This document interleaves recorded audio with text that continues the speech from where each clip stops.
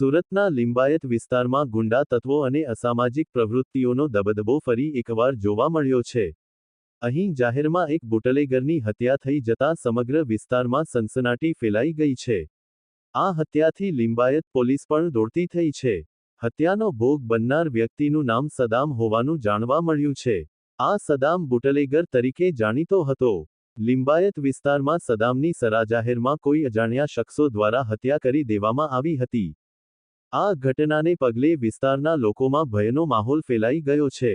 જાહેરમાં થયેલી હત્યાની જાણ થતાં જ લિંબાયત પોલીસનો કાફલો ઘટના સ્થળે પહોંચી ગયો હતો। પોલીસે મૃતદેહનો કબજો મેળવીને પોસ્ટમોર્ટમ માટે ખસેડ્યો હતો।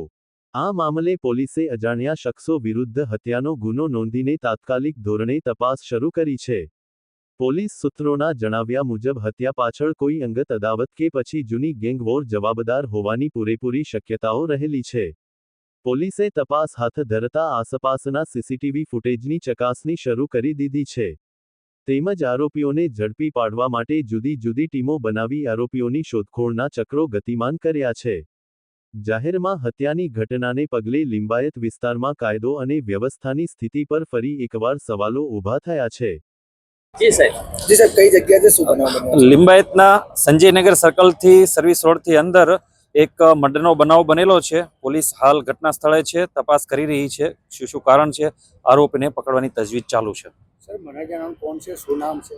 મરણ જનાર સુદામ પાટીલ કરીને છે। આગળની જે ફરિયાદ લેવાનું એના વાલી વારસને ગોતીને ફરિયાદ લેવાનું તજવીજ ચાલુ છે।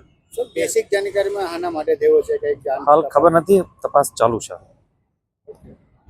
પોલીસ દ્વારા આરોપીઓના વરઘોડાઓ વચ્ચે લિંબાયત વિસ્તારમાં ફરી એક સરે જાહેર હત્યાની ઘટનાએ જાણે ગુનેગારોએ પોલીસને પડકાર ફેંક્યો છે હાલ એવું દેખાય છે। કેમેરામેન સાબિર અલી સૈયદ સાથે કાદિર શેખ, કર્તવ્ય ગુજરાત ન્યૂઝ સુરત।